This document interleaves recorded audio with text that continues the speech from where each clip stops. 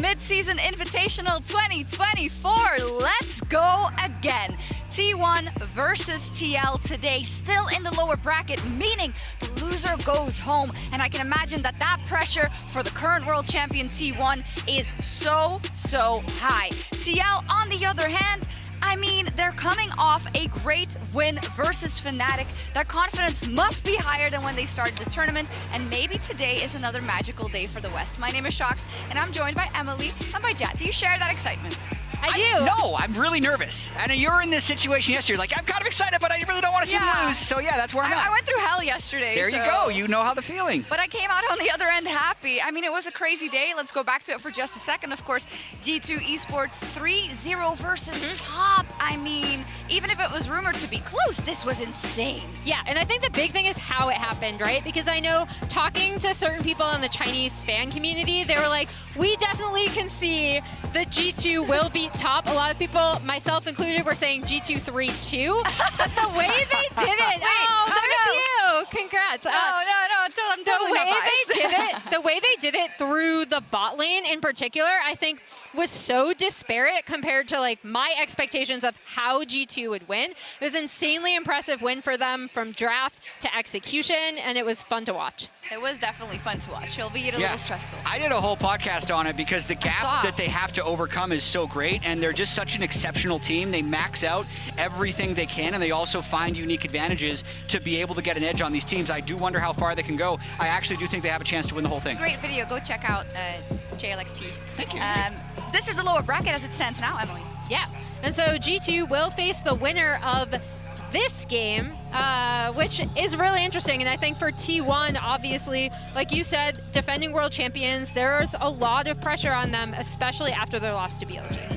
Definitely is, but this is the schedule for the next couple of days. We will see tomorrow. We also still get Gen.G versus BLG, which is really hype. I think we're being really spoiled, and I hope this one also lives up to expectations. And I am particularly excited to see what the mid laner for TL, APA, is going to bring onto the Rift in terms of his banter. And we're going to have a little tea ceremony. Chengdu is the capital of tea in China. I have a special type of tea. I'm just going to... Okay. All right.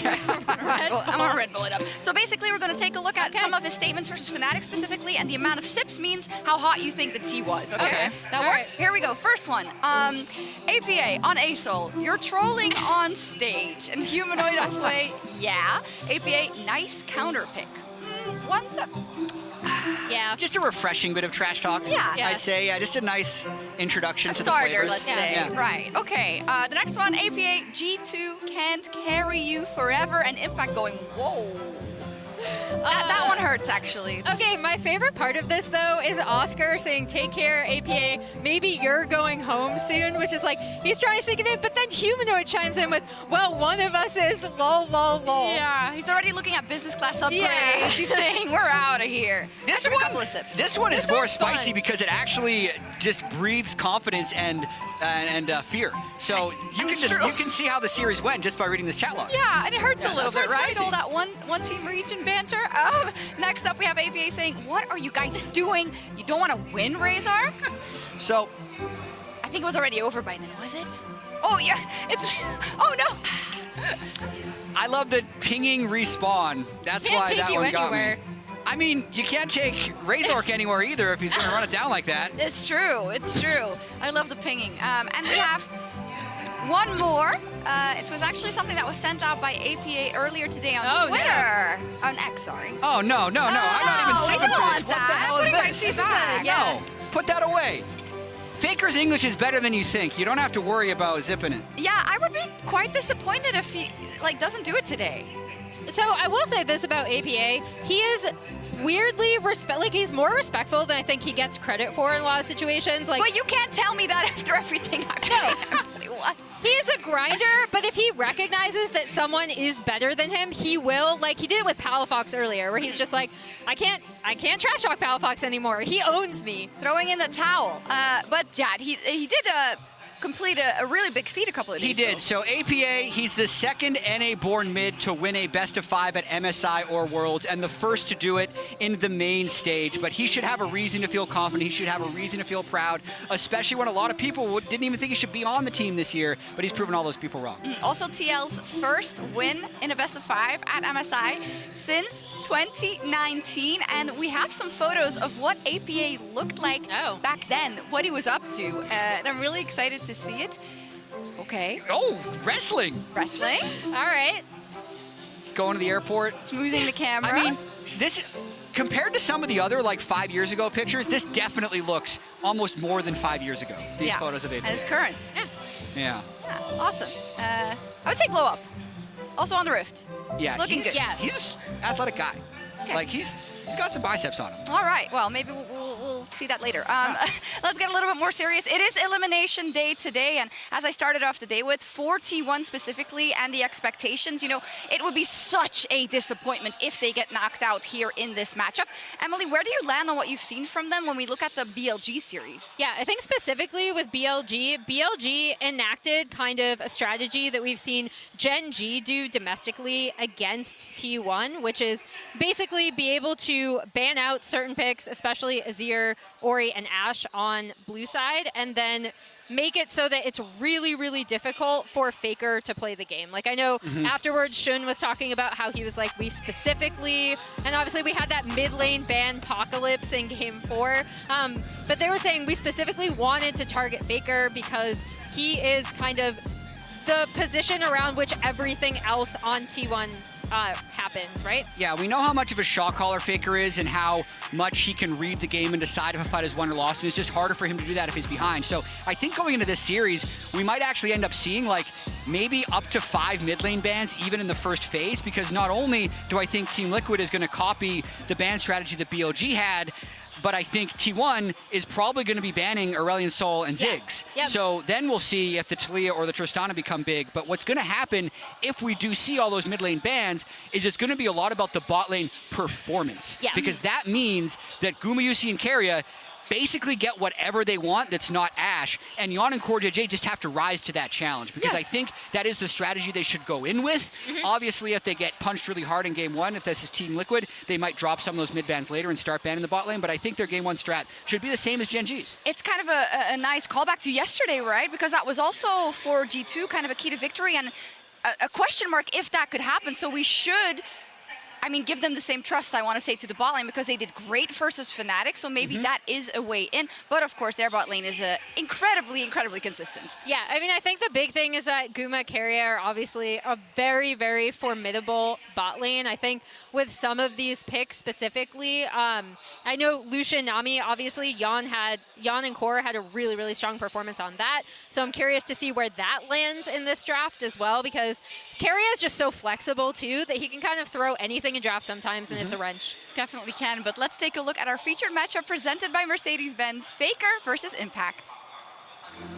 In today's featured matchup presented by Mercedes-Benz, former teammates TL Impact and T1 Faker will now face each other on opposite sides of the rift. The 20 minute game for SK Telecom. They will be the Season 3 World Champions. Impact has proven that he shows up when it matters most. As a veteran leader, Impact and TL are looking to silence any doubters. There it is again.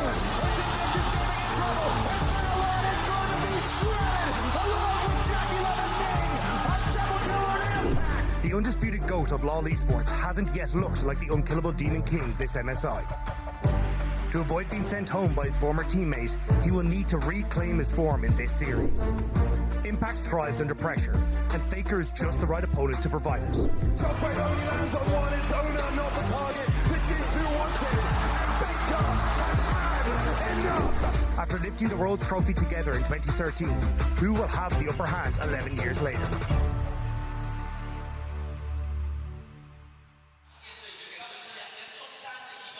It's Throwback Central here at MSI today. Look at this.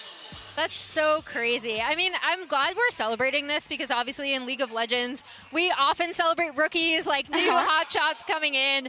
Back in 2013, Faker was that hotshot playing alongside Impact, and now here they are in 2024 still playing we also had Maple earlier, 3 players who played at 2013 Worlds at this MSI event. Incredible. Also, the different paths they've taken. Faker, unbelievable consistency, being T1's mid laner the entire time, and impact on his magical journey in North America, staying on so many different teams, always being a top performer and making it to the international stage. Yeah, there's the quote also for Faker about every time running into on or off the Rift. It is just amazing. Of course, the best of luck between these two, but how much can this impact the matchup? I mean, in terms of impact being always a stalwart that you can absolutely count on, and dare I say it, Faker, who has not had a good tournament so far in terms of the bracket stage. In fact, he had the most isolated deaths of anyone, but he's tied with Caps. But Caps won. That's actually a very fun stat. It is. I think the big thing is that both of these players I trust to regroup and kind of be in-game leaders on their respective teams. I think it's really important that both of them seem to have like unshakable mental. I know you and I have joked about this with Impact and LCS. Obviously, Faker is Faker. So yeah, I expect them to both show up today. Absolutely. It's going to be a great matchup. I did. I was on a team with them. This guy is so knowledgeable about the game and so stubborn in his views, but it's a good thing his views are right, because otherwise it would be a problem. Otherwise it would be indeed. And let's see what our fans at home think in the MasterCard fan prediction of the day. They were correct yesterday. I think the most correct out of anyone with their percentages. Okay. So let's see if we agree with them. Huh. Oh, yeah. 80-20. I mean, T1, I understand why Faker has like a couple fans that might not be using logic to decide their pick and just pick him no matter what. You know, I can understand that. Yeah, I think it makes sense, but it's tricky because this is the logical thought you would have when you look at the pedigree of the players on T1, but there's something about me that says that they feel a little bit shaky. Absolutely, and it's just because of the performance that they've shown so far, going to 5 games against G2, getting 3-1 by BLG, but it's in the manner with which it happened and Faker's inconsistency, especially because his regular season was so much more dominant. Yeah, I mean, I think the big thing, I'm looking at draft, but the other thing with this T1 team specifically, we saw them lose domestically, right, in that 0-3 to Hanwha. Obviously, there were other extenuating circumstances around it, but there's no other team that I trust as much as T1, and there's no other player I trust as much as Faker to be able to like recover, kind of pull the team together and overcome that. So I'm once again going against my own region.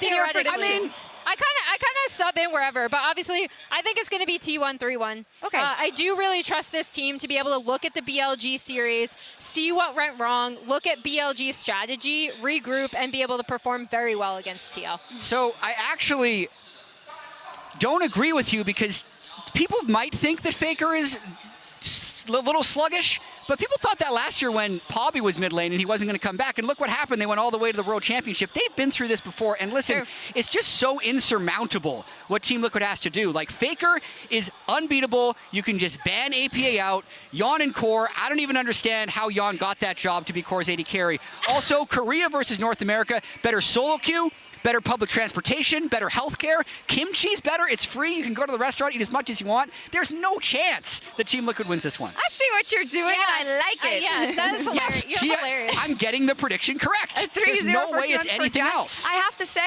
I was going back and forth so much because yesterday kind of opened my eyes, and I also thought back to 2019, to this TL, and I ended up not doing it, and I don't know if I'm going to regret it, not voting for Team Liquid, but you kind of have to vote for Faker. You kind of have to vote for the world champion, but it's up to TL to really subvert expectations even more and bring home maybe one of the best days in any history. And more seriously, I hope that Team Liquid plays with patience, because I do think they have the ability within them to win this series if a few things go their way. So as long as they're not trying to overforce it, it gives them the best chance of winning. Okay. We see signs. They're really just going to have to Exhale, step up and take it slow and make it happen. The world champion is on the other side. The loser goes home today. Team Liquid versus T1. 아무래도 롤 플레이를 해보신 분들 알겠지만 모든 플레이를 성공할 수는 없다고 생각하고 The wall, and there is a killing spree for Knight. Faker is just dead. He had nowhere to go. 실패도 당연히 나올 수 있다고 생각하고요.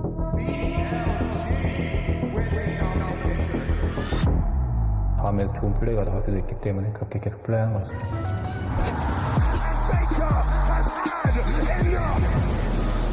Against Tion is gonna be kind of tough series, but these days they're kind of shaky. When Faker is doing bad, I feel bad too. Because I understand. It's my ex-teammate. 임팩트 선수랑 월드 우승도 같이 하고 지금까지 계속 만나와서 좋은 선수인 것 같습니다. Fnatic against the wall. Team Liquid are here to defend North America's honor. I'm happy I didn't choose that go back to SK because I showed that I can get trophy 6 times now. Proud of myself, you know. 이번 MSI에서는 아무래도 좀 언더독 팀들도 되게 잘하는 것 같고 그리고 되게 팀마다 그런 전략도 다르고 해서 너무 재밌는 것 같습니다. On the pulling, Noah's ulti doesn't connect. John is just better. Team Liquid and the team fight are so damn clean. 하하가 어쨌든 적으로 만나게 됐고 내가 너를 보면서 조금 많이 배웠던 것 같기도 해. 원영아 다시 만나서 반갑고 좋은 경기 했으면 좋겠다. This time, we will finish the job and lift the trophy for NA.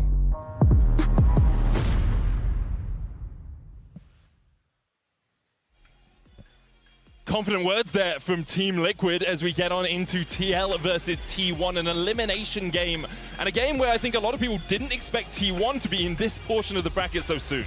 I mean, T1 themselves, they were very, very, very, very unhappy with losing and getting put down here. The interviews after that series, I feel kind of scared right now because we're going to get a very angry T1. Yeah, and as a lot of us skating teams as well, T1, when they're angry, can be quite scary. At the same time, though, I gotta say, T1, we've seen them have so many ups and downs over like the last couple of years. This roster has been together for a really, really, really long time at this point, particularly in League, where rosters swap out so often. And this match is really going to tell us, is this just going to be another blip? Because again, yes, they lost and I didn't have a great showing, but it was also against BLG, who are still the tournament favorites, at worst second. We'll see today if T1 can bounce back. Yeah, I mean, the analyst test, they were all T1. Most of the fan vote was T1 as well. Never happens. Everybody is expecting the world champions, to come in and clean house here versus Team Liquid. But I will also say, in 2019, everybody expected the world champion Invictus Gaming to also clean house versus Team Liquid. They upset IG then, they kicked them out, they made it to finals, so miracles can happen. Now the question is, can they happen right now? Yeah, we got miracle yesterday. Yesterday, guys, because I think G2 I don't know winning. what you're talking about. Well, okay. It's an expected result, Chronicle. Fnatic, G2 winning. That I don't think a lot of people would have been completely shocked by that. A 3-0. Yeah, the result that's was a little bit of a surprising. miracle. I can give you that. TL looking to make probably the biggest upset in MSI history since that IG victory all those years ago that took them to the finals against G2. And what a new look lineup it is for TL as well, with the introduction of Yon, of Appa, of Umpty this year as well. A lot of faith being put in the native NA talent who have been carrying them through this MSI. And they are at the centerpiece of the draft as well as in-game. A lot of questions around mid lane coming into this series because Faker, of course, not having the best series and getting pressed a little bit in their last one on his champion pool. Team Liquid, they're trying to keep up with that. The Azir, the Ahri remain banned. The only other difference before was that T1 were banning the Ahri themselves, and so that it further weakened that mid lane champion pool, but they're not going to do it this time around. One of the biggest questions is, what is the priority going to be? And it is indeed going to be the Taliyah, the one champion that Faker has looked decent on. APA, both his trademark picks are currently up. I love this plan from TL. This is something that Gen G, I think, started doing the most way back in LCK, just targeting out Faker. Also, specifically that Lucian ban against a lot of Western teams, I don't feel like that is necessarily a thing, but Yon has looked, I think, like the best Western Lucian by a pretty large margin, so him not getting access to that is definitely big. So do they want to go with the Kalista or the Senna angle here? Because T1, we were spamming Senna previously. Oh, yeah. And super high priority on it, but because of the losses, maybe the priority there has dropped, and I do like TL taking away the Kalista side of it here. So now you get T1 and Guma. Does he actually want to go Senna, or do they want to go with the Varus and do one of the Varus lanes? It's like they're still on the Senna train here. Previous to the last series, this was a remarkable pick for T1. It's just that BLG gave him a little thing to think about. BLG really punished them harder than I think a lot of teams have been able to. Certainly. That, for me, was one of the big questions coming into the series, because T1 has talked a lot about, I feel like the meta read wasn't necessarily up to par. For many people, I think, they were expecting this Senna to possibly be on the chopping block as well. Another big talking point has been the TF. As this Ornn is locked in, obviously, most likely, gonna go towards Keria. Exactly. I love the way you say obviously for that. It's like in any other region, it's like, okay, Ornn, likely a top laner, but that is definitely a Keria pick. Yeah, when paired with the Senna there, the farming Ornn. Now we turn our sights towards the Cassante. Picked up here, blind Cassante. You're expecting the 2 protection bands now coming out. Zeus can play a lot of the counters. I mean, the range champions are the first things you think of, the Twisted Fate and the Vayne, but also we have seen the Camille have success, and I want to keep bringing up the Poppy because I think flexible Poppy is a very valuable pick as well. I would love to see a Zac ban here. I think that, particularly when you have Senna with double frontline, obviously if you get a control in the early to mid game, you can kind of run away with the game, but come late game... You're more scared of that than the Vayne? Ooh, that's a very good question. Yeah, maybe the Vayne is something that you want to play. The Zeus special, he was on that train so early. I know, he was, and he is, I think, also one of the best ranged top laners in the players in the LCK.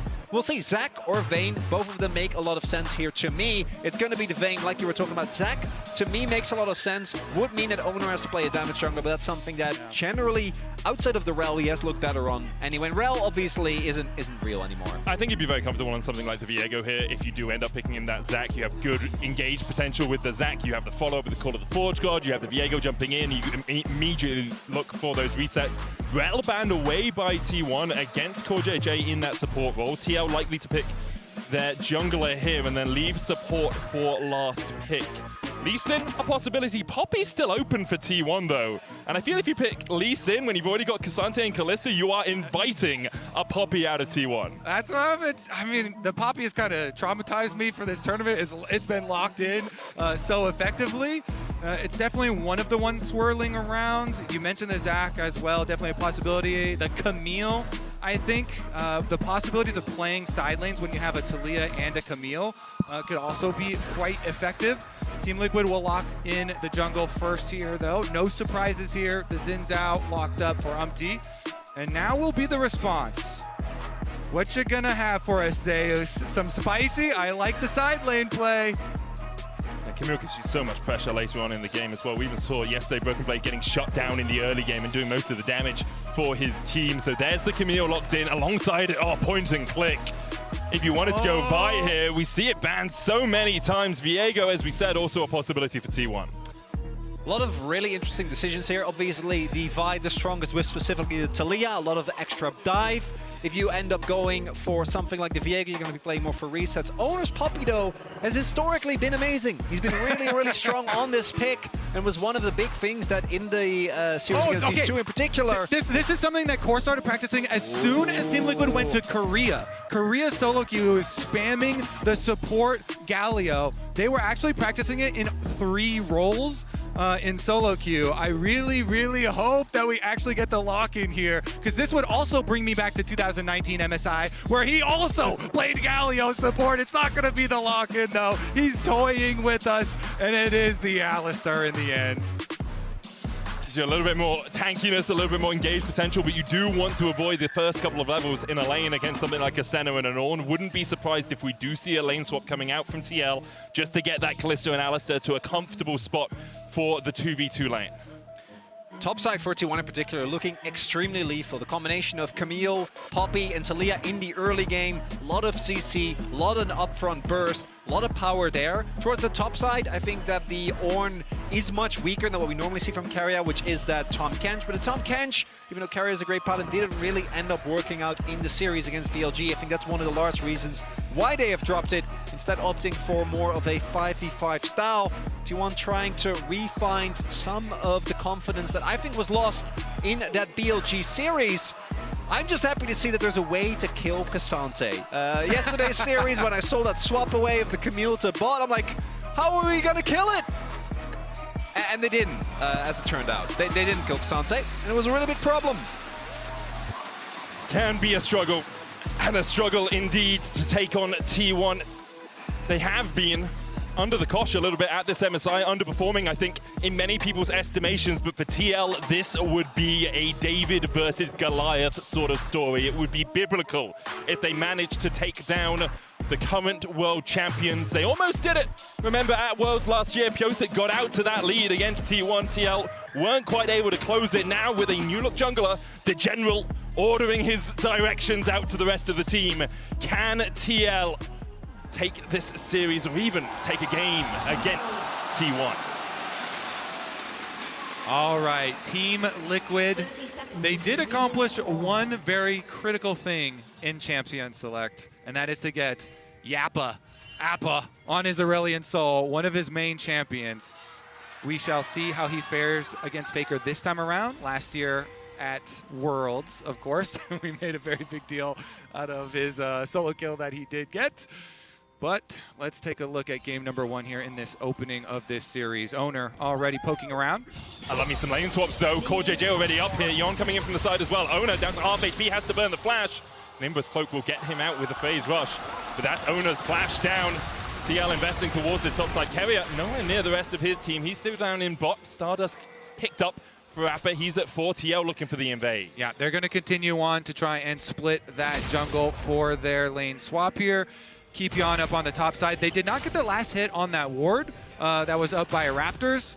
And so that one did remain, the extra golden experience there. And let's track Zeus and see what this Camille can get done in a lane swap, because it's been hiding around on the side of TL, and Zeus is actually poking around. If the top laners can soak up experience, is one of the biggest W's in lane swaps. And if you look at the mini-map right now, the Camille's hovering around. It's going to be hard for him to actually get in range of minions to soak up experience, but he's kind of looking to do so. Meanwhile, Impact is just sitting in lane doing so. Yeah, but one of the great things about Senna is you can move around the map a lot when you are going for these lane swaps. You get those absolution fragments, those souls from just being around any of the camps as the flash has to come out from APA.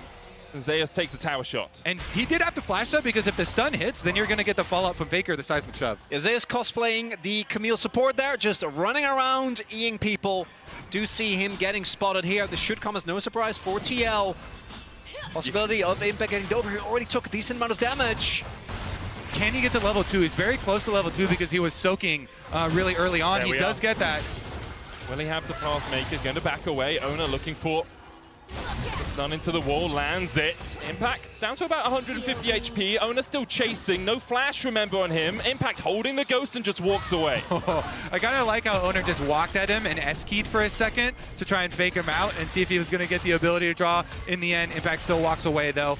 And he did kind of sneak a level, but now we have the collapse on the opposite side, too. Towards the top end of the map, this entire wave is going to get absorbed by the turret.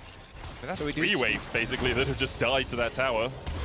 Meanwhile, though, Owner looked for Appa in the mid lane. Seismic Shove will knock him back. The chase continues as TL are on the board. This is why the jungle Poppy was such a menace. Those level 3 ganks are insanely tough to deal with, and AP with already his flash forced is a sitting duck against the Poppy of Owner. Really good precision of an attack here in mid lane. They denied so much CS to Aurelion Sol here. Faker able to follow up and get the seismic shove afterwards. Even though the Poppy stun does not hit into the turret, they still get the seismic shove. They still get the kill there. One of the big things that you do get with the Senna, even though T1 were completely unable to use it due to the pressure of BLG and just how aggressive in general they play, is that you do have a support, even with Spellbook, that has teleport. So moving around the map is a lot easier for carrier than it is for core, leading to now a pretty decent sized level lead. We'll see if Yon is able to catch up with that, as right now we are looking at standard 2v2 lanes here towards the top half of the map. Cordo did soak a little bit more than Guma did, who was walking around early trying to, and successfully forcing APA's flash.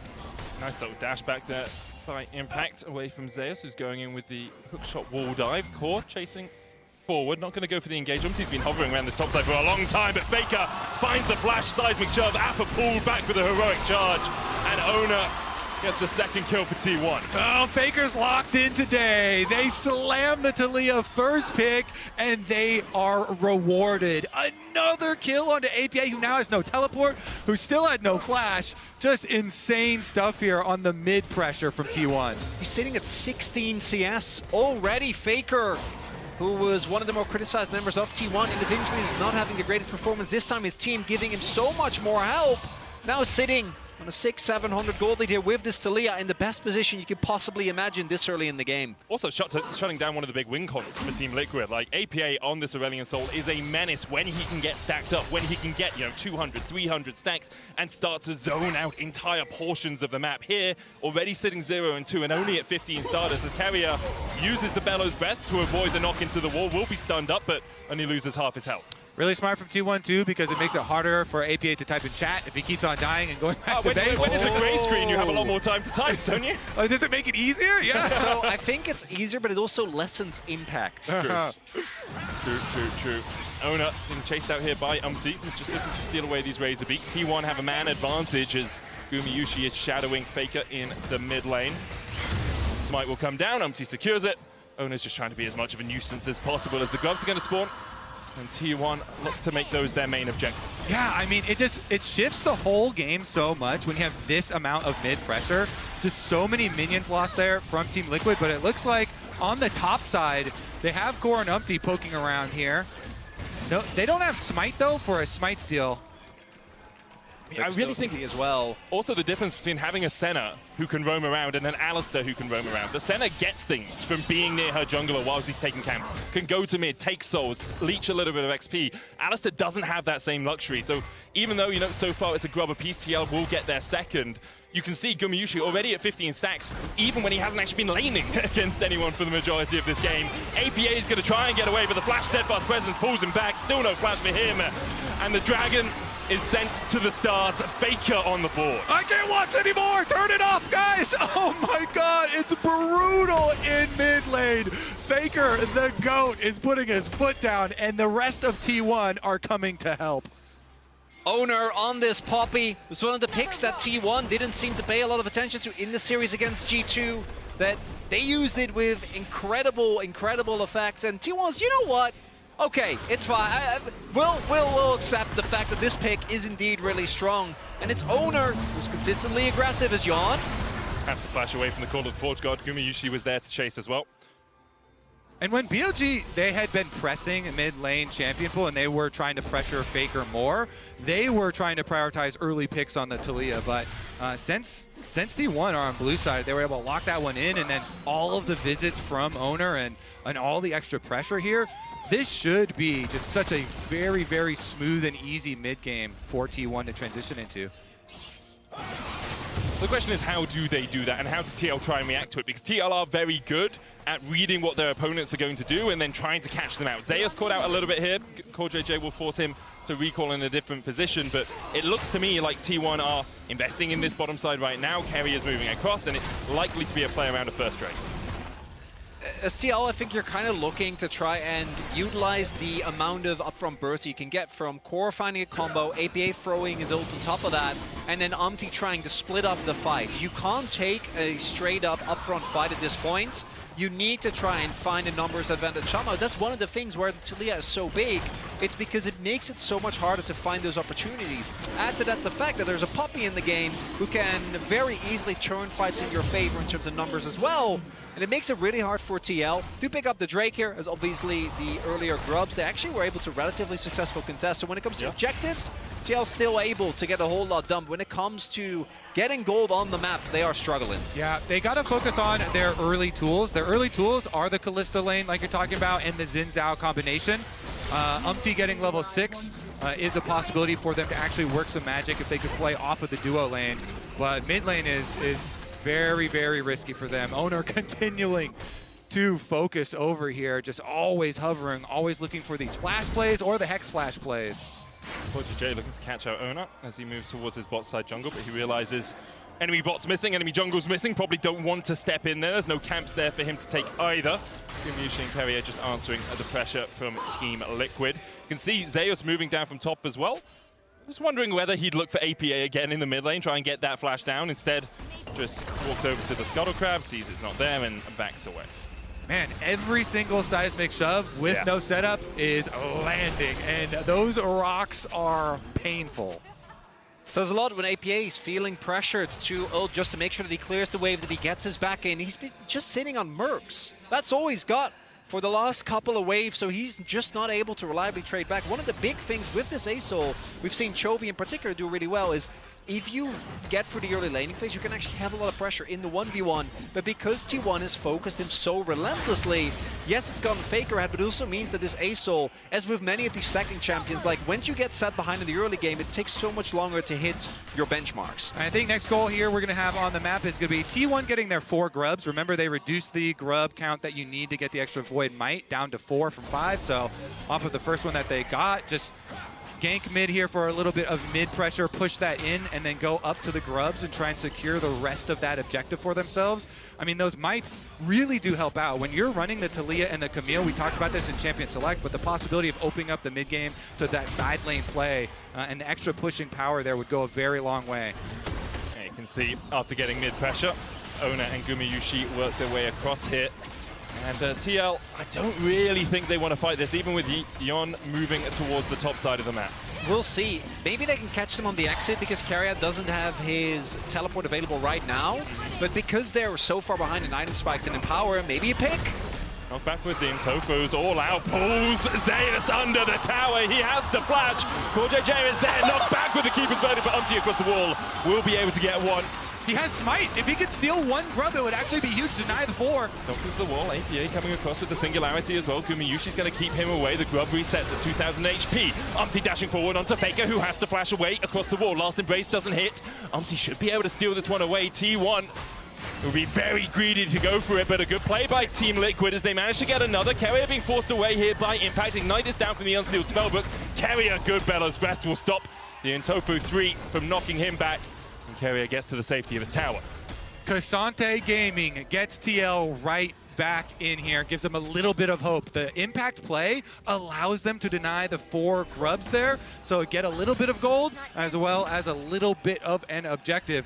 T1 still in a commanding position. I don't think they'll be too worried about that last play, but that was a little bit of positivity there for the NA #1 seed. Carrier immediately taking a lot of damage here as soon as he TPs back into the lane. One of the big things here is that T1 was still aggressively contesting a member down, which is a classic T1 thing. Impact here, very straightforward, finds the stun, finds the Q3, then delivers Zeus to his team. And then here, crucially, even with the ult from Own, the general over the wall, wind becomes lightning, finds the snipe.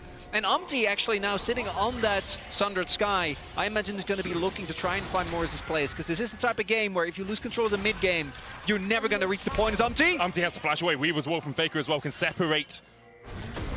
But he decides against using it. Impact holding the wave far enough away, has that Iceborne Gauntlet, so looks like TL will survive any possible dive for now. Gumayusi chasing Impact out, CoreJJ on his way down through the bot lane. I was going to say, like, the other window for Team Liquid is Faker has no flash. Like, if you could just do to Faker what he's been doing to APA over the last few moments. The issue with that always is you need river control, you need vision control to do it, and right now, all of that bot side river is in Team T1's favor. Yeah, maybe you're looking at CoreJJ, captain of TL there, to try and get out on the map, start making some plays. He's level 6 on the Alistar, does have his flash. Maybe could get into the fog of war. The only problem is T1 vision control has been so good, especially around that mid lane. They always keep it lit up for Faker. So there's CoreJJ as the captain, and then you have Captain, or Yapton America, and then you have the general. It's a lot of voices. We've got a captain, a Yapton, and a general. And a yawn. and a top die. Oh, Umti. Knocked into the wall. There's the seismic shove. Crescent Guard goes down. Faker can't do the damage, but now Carrier caught in the midst of it as Umti tries to turn it back around. Call of Fortune coming out. Carrier can't knock it up as he's stunned against the wall. Yon going in as well. Carrier so tanky. The falling sky not enough. APA right now doesn't have the damage. But it is a 3v4. CoreJJ going back in with the Fate's Call. And Ona's locked up. Team Liquid start to fight back. Impact living up to his name as he all-out back as Yon takes another, and Team Liquid win the fight around the Drake. Crucially there, so much damage goes into Umti, and T1 is a member down. So Umti, with his ultimate, stays alive, Zeus stays in top, and TL will get to the second Drake. Team Liquid with some team play down around the Dragon. That will keep their Dragon stacking alive. And Impact is always known for coming to the rest of the team to make plays. He's always the type of top laner that wants to come support you in a Dragon fight. rather than go for the split push. And here's what you're talking about as far as Owner getting that big burst damage chunk onto Umpty. But Umpty is Xin Zhao, and without the extra pressure of other DPS on him, it's fine kind of healing up with his Conquer and his autos off Icaria. APA in the backside zoned out the rest of T1 with that Aurelion Soul ultimate, and then the re-engage onto Owner here after Team Liquid have 4 members on the bottom half of the Dragon. They just chase them up into Impact. It is definitely worth saying, though, keep this in mind, that a lot of T1 strategy is about opening up the map with the split push with the Camille and the Talia. And Camille, Zeus did get outer tower. Just want to mention that, as you were saying, because Impact, he is a team player, but it also means that he's going to go further behind in terms of individual gold. So the amount of pressure that Zeus is going to have in his side, I think that 2 spike in particular for Camille, that's when she really starts coming online. And from that point on, it's only going to get harder and harder to reliably deal with it. Also saw there, APA actually buying a lot of time with his stun, finding 2 people, meaning that there was a little bit more space for TL in that team fight. With a Hextech Drake, though, I think getting a 2 Drake lead gives you a lot more freedom. I don't know if that alone is going to be enough, because T1 have a lot of really great tools for starting off fights, right? Your Poppy, you have Ornn, you have your Camille, so Snap Engage is definitely not something that they're going to have difficulty with, but anything that you can use to stall when you have an ASO on your team, I think is always going to be valuable. And playing around the timers on these juiced up ultimates, as you can see, level 11 has the empowered ultimate right there now too. Is definitely something that Team Liquid would want to try and focus on to get back into this game, because you are facing a lot of scary stuff that is scaling up on the T1 side. With the Camille split push, with the Senna and the Ornn both having really good scaling as well.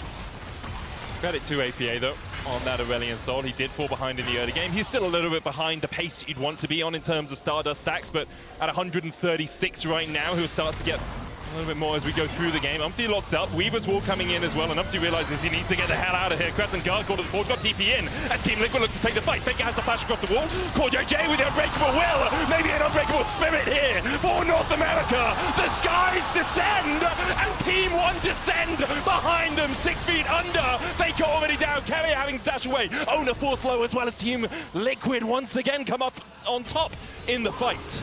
And it was T1 that thought that they were ready, that they could take their ultimate again. So much damage goes into the Xin Zhao. Exactly! They got the full combo onto Umpty, but Umpty popped his ultimate to deny the burst damage, and then Core JJ on his Alistar followed up. They still have pressure around mid lane here with Impact hovering, but I don't think Zeus and Guma are going to expose themselves.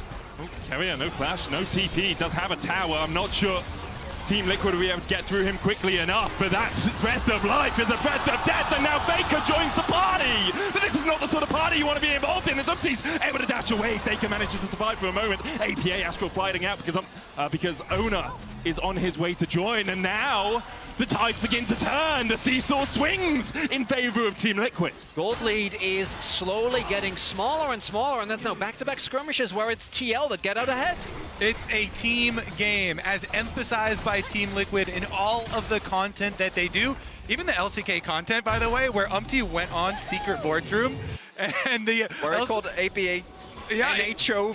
He said that it's okay if APA loses 1v1 because it's a team game, and they will focus on the team fights. Let's take another look at it. There's the combo they started out onto Xin Zhao. That was the AoE denied, and then the follow-up, Core JJ into Impact. And Impact shuts down his old teammate Faker to get some extra gold for TL. It's also, again, T1 not seemingly being on the same page, and this is something that they've struggled with the entire tournament, it feels like, because, yes, Zeus joins, but it really doesn't impact the fight from that point on, because so much burst has already gone down. They've lost their most fed member, and the teleport is invested, but particularly on the side laner, if instead they made the same call and Zeus just keeps on pushing, right? Maybe he's a level up at this point, maybe his second item can be done, but instead, actually see aiming, or Impact rather, at least when it comes to the experience, still sitting even. And the big thing for T1 now is, you're 2 dragons down. Drake is up in 16 seconds time. The gold basically even between these 2 teams. Almost 2 items on APA, almost 2 items on Yon. Team Liquid in a very advantageous position to fight around this next Drake. Exactly. Even though T1 were getting all these kills onto APA early on into the game, TL did the 2 main things you need to focus on with the objectives when you're facing against a split-pushing team.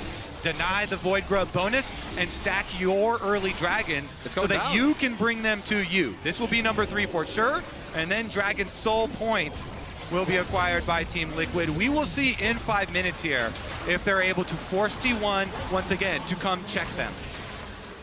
You trying to play into Hextech Soul, A-Soul when he starts to get big is almost impossible. Rylai's alone is already insanely annoying, but if you add the Hextech Slow on top of that, it becomes so hard. In T1, we're gonna need to start to see some of the team fighting power that they have, as well as the explosiveness. Zeus needs to find backline and actually be there, and the team needs to be on the same page, because if you start dropping these Drakes and you actually lose the Soul, TL, their team fighting comp is really strong as well. It really, really is. And we've seen a couple of times the difference between Camille really early on. You mentioned before not having the multiple items. Now Camille has the 2 item powers. Umpty flashes away. Zeus coming in for the chase. TP in behind as Impact looks to join the fray.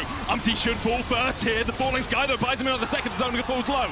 On the backline, Yon is trying to get away from Kerry. Other Dawning Shadow, not enough. But Zeus finds him with the flash. Hookshot won't die for Yon, and now T1 really spring to life. Zeus, as soon as he finishes his Ravenous Hydra, here comes the Camille like Superman out of the wings here for T1. They get the pick, they kill Umpty, they kill in mid lane as well, and they're gonna grab the Baron. And 4 times the charm, the previous engages in Umpty not paying off for T1. This one though paying off in humongous fashion, as this Baron's surely gonna go down. I mean, Ona has to keep his verdict, but that's really the only ultimate T1 have. Kerry flashing forward, APA flashing away, Astral Flight gets him away for the moment. Impact trying to join the party as CoreJJ trying to get there in time. Impact goes all out just this once, and he puts Zeus to bed. He won't find another as T1 collapse on him, but Team Liquid do get 1 kill out of it. Well, that's a big kill. Zeus, you are the split pusher. You want to play that 1-4, so giving up the Baron buff on him is a bit rough, but still immense win for T1. Yeah, it's crazy. As soon as he finishes his item, by the way, he just finished his Ravenous,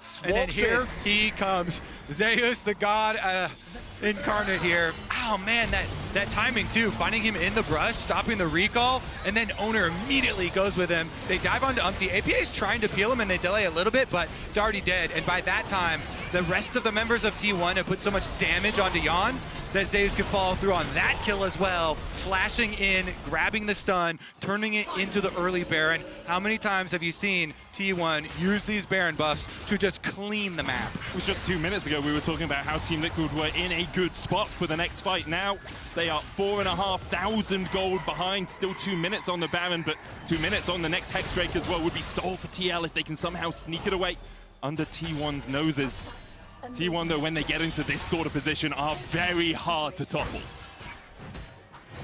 TL gonna have to try and find a team. You might even say that they give up this next dragon because again, they have a lot of freedom this time around. Wait for another item on APA, wait for say 7 minutes instead of the 2. As long as you don't lose your inhibitors and don't lose full control of the map, you should be fine to at least be able to move out. You have CoreJJ, great at face checking, a lot of safety for him with the Fates Call as well. But right now, you just gotta keep your defenses up. T1 though, they're gonna be looking particularly for these side lane turrets to inject even more gold, further build that lead, and get to the point where TL, even with their scaling with this Cassante and this A-Soul, is never gonna reach that point. Yeah, because looking across too, even though it's a support Ornn, guess what? Carry is going to start upgrading items pretty soon here. And so T1 are going to have upgraded items on top of all the soul stacking that has been a little bit slow this game for Guma, but we'll be able to start getting some more too. It's kind of seesawed between APA getting put behind in terms of souls early game, and now Gumayushi not being as quick after having a bit of an accelerated early game in terms of stacks, only getting up towards 80 right now. APA at up 240. The tier 2 in the bot lane falls. Zeus trying to get away. Does have TP, no flash for him. Hookshot wall dive was used. TP coming in, and Team Liquid accept that that's all they really wanted. Either, you know, a couple of summoners maybe. They get the TP out. Meanwhile, Kerry is looking for the collapse. And T1 want a little bit more of the action. Base call will pull out CoreJJ, but Umpty dives in. The Crescent Guard, just enough to keep him alive. And they saved the general, but it's at a heavy cost. T1, they're gonna keep going. Impact 2 big ultimates gone. Impact looking for something here as well. He's waiting in the wings, waiting in the bushes. Will T1 overstep? The Baron on most of them still. Now, importantly, Zeus will back slower than the rest. In the end, everyone is going to get away for T1. They got 3 tier 2s out of that play, so the gold continuing to balloon in their favor. Yep. They literally just wiped all of your outer towers off the map. One Baron, goodbye every single outer tower there for TL. Now they just have to defend at their inhibitor ones. And you already brought up the difficulties now with fighting this dragon. TL are trying to get some vision first and poke around over there. APA does technically have teleport on the Aurelion Soul, so they can make the call. Just keep him split pushing up on that top side and maybe get up to the tower. Instead of actually trying to fight this dragon. When it comes to souls, Guma has been struggling, but he does already have his Lord dumps. Zeus might be in trouble here. He's always lonesome here. Like, TL know he's in the area as well. You can see CoreJJ starting to collapse. Team Liquid have given up the Drake. Now, can Appa survive through... APA survived through Zeus' initial burst. He can. There's the knockup as well. Hexa Ultimatum, though, into the hookshot wall dive. APA Samus! No angel saves you from a god. It's Zeus picking up the 1-for-1 in the top lane. With all the resources being put from T1 towards the bot side to get this dragon, TL think maybe we can get something. Zeus says no, a 1-for-1 trade. As crucially, APA dies, and not only that, because they all went top, mid lane inhib is open. Yep, T1, they're inside those inhibitor turrets now. One inhibitor down for TL. CoreJJ looking for something there as the Alistar goes to venture into the jungle and try and find an angle. But look, already a bunch of the vision left behind by the T1 members as well. We're only 26 minutes into the game, and they've already taken one inhib. Really ballooned off that sequence before the Baron. T1 now with Faker having a Rabadon's death cap, a Knight's Vow and a Locket to protect him. Here, very close, but APA is just so split from Umti at the start of the play. Yeah, he wanted to get that wind becomes lightning over the wall, but because Zeus went for it there onto APA, he got the extra rush on the damage, and Umti couldn't jump over, and so had to walk around, and Zeus got the 1-for-1. Yeah, the Locket not enough to save him in the end. Owner getting forced out here. The Rylai's from APA doing quite a lot of work. Zeus pushing in the bot lane, though. He's now going to recall. See if he TPs into a play. Baron up in 45 seconds. Yeah, with Camille, really, your proximity to walls is such a big thing. At the beginning of the changes to the Rift, she actually dropped pretty substantially because of the changes to all the walls. So without reliable ways to start your hookshot, find enemies, champion becomes a lot weaker. APA there couldn't get far enough away, and now T1 starting to set up for the Baron, spawning in 20 seconds. If that one falls, I don't think TL are going to find their Nexus alive for much longer. And T1 have so many ways to apply pressure now. You've got 3-item level 16 Camille. This is Zeus scaled. This is Zeus with ultimate power in the side lane. So you can just have him split push on the bomb side of the map while the rest of T1 over here start up the Baron, fish around for any picks, control the vision as Team Liquid will try and poke around. They will try and stop this play. Here they go. The wall from Baker should stop them, though.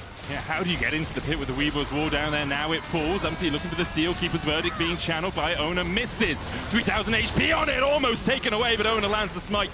TL still looking for more of a fight. Hexagon was used by Zeus. Thought of the portal going in as Yon has to flash away. APA still keeping the rest of T1 at bay. CoreJJ looking for a flank position, but Owner's going to chase him out. Zeus moving up, and now starting to recall, does have the TP. APA going back in as Faker lands the knockup. The seismic shot, the Crescent Guard enough to kill off Umti. The TP in as well by Zeus. Where's he going? Towards the fight as Zeus is on APA. Gumayushi chases out. APA no way to go. Tries to astral flight, will escape for a moment, but Faker's here to shut him off. Faker down.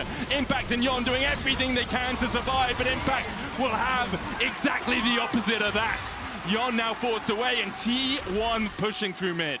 TL look for the Hail Mary. Maybe we could get a contest on this, but it's going to cost them their Nexus. That's another TP in, just to make sure they kill Yon. Carrier wanted a piece of the action, a piece of the champ, but T1, the champs of this game at least. TL, they fought and they fought and they looked like they had a chance, but in the end, T1 just slammed the door in their face. 1-0, T1. In this first game, again, it comes down to can the T1 enable Faker? And if he does, the team looks a whole lot better. It's the Taliyah first pick and the continued attention of Owner and Guma towards the mid lane. T1. They get that pick in mid lane, they turn it into a Baron, and they just clean the entire map.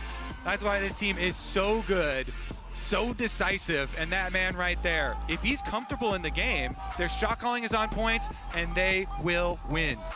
Question for TL is how do you shut Faker out of the game? BLG were able to do it pretty well. Can TL find another avenue to take down T1? Don't forget to log into LoleEsports.com using your Riot ID to earn exclusive MSI 2024 drops. I see the analyst desk standing by and ready over to our right, so we're going to hand it over to them to break that one down.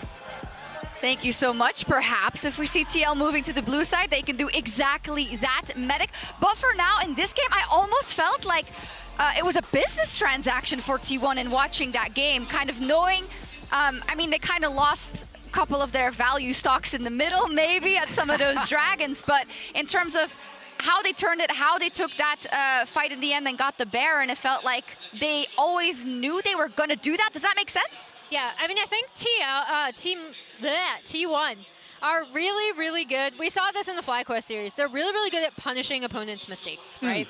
So when an opponent makes a mistake, they are very good, especially around Baron setups in terms of closing, being able to close out the game from there, knowing what they want to do.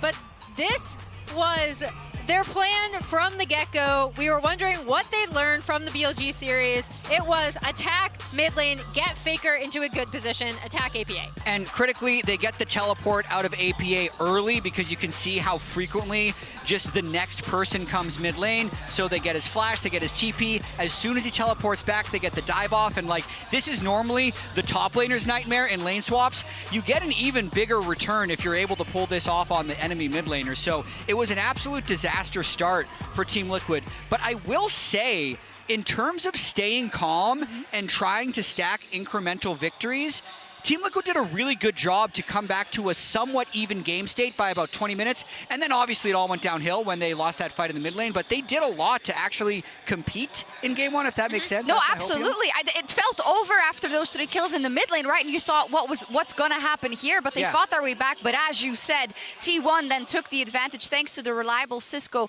network. Every second counts, especially if you're trying to turn the game back in your favor. And as you said already, T1 plus Baron, when they get a chance, it's a match made in heaven. Yeah, and I mean, here you're going to see them.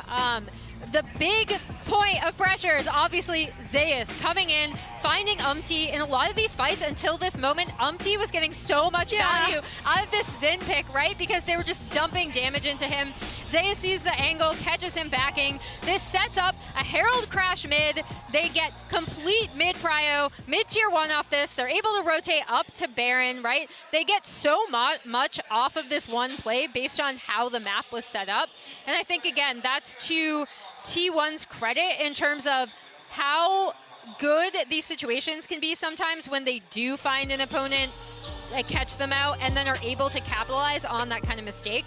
I do want to give TL credit, though, because obviously they recovered, like, I thought they recovered super, super well, especially from all of the mid pressure they were dumping into attacking APA. They absolutely did. And looking at this gold graph, the jump in gold from 21 to 23 minutes is absurd, but even violent. 20 to 25 was like 6,000 or 7,000, which is obviously when this game was ultimately decided. But if you're, again, I'm just going to do a little bit of Team Liquid Hopium. Of course. Because we may or may not only have them for 2 more games.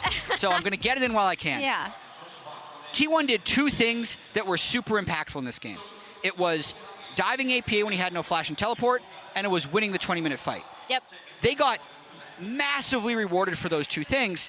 I'd say Team Liquid probably won maybe more less important things, if that makes sense. And that obviously doesn't win you the game, and I'm not trying to say that Team Liquid somehow played better in a loss, but if they're trying to find things for confidence, the simplicity of saying, like, okay, let's not lane swap because that screwed us with flashes in mid lane. I think we can take these guys head on, and we played like pretty good mid lane macro. We just lost that one fight where Umpty was recalling poorly in a bush. That's how they can keep their confidence moving into the next game. Yeah, I'm liking what you're cooking. I mean, in terms of also the fights that there were some that T1 was in an advantageous situation and couldn't close the deal, and TL slammed the door on them. It just didn't keep going, unfortunately. I'd love to get the site selection, but I don't know if we're going to get it in time or if I have to I'm just going to say it's blue. If it's red, I'm disappointed. Yeah. Okay. I'm going to expect it's blue. I'm going to expect the same ban strategy, and then them first picking Talia as opposed to T1. I still don't know. I'm also going to trust that it is blue. But as we go to the break, check out a message from Caps after their 3-0 versus TS, thanks to the Oppo Cam.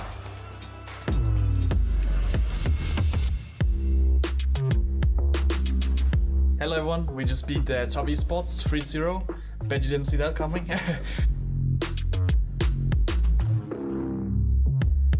And a huge shout out as well to the fans. Thank you guys so much for the support. There were so many people today in the crowd, and everyone was cheering. So thank you so much for the support. It really means a lot.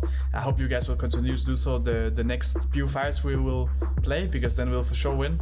And see you there.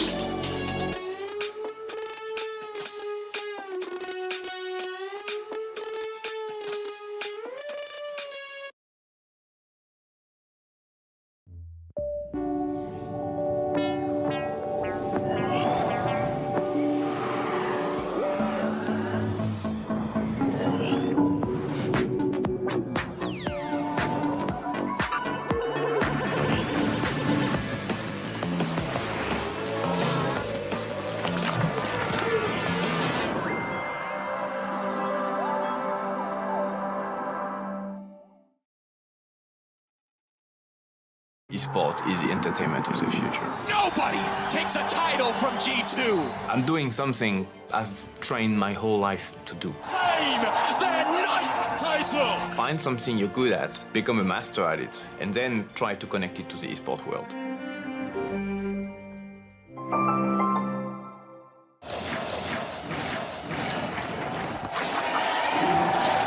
Red Bull gives you wings. I made it to my happy place, got the sun in my eyes and a smile on my face. Yeah. I made it to my happy place, it ain't rained in a while, woke up early today. I feel good, happy faces, I'm so happy that I made it to my happy place.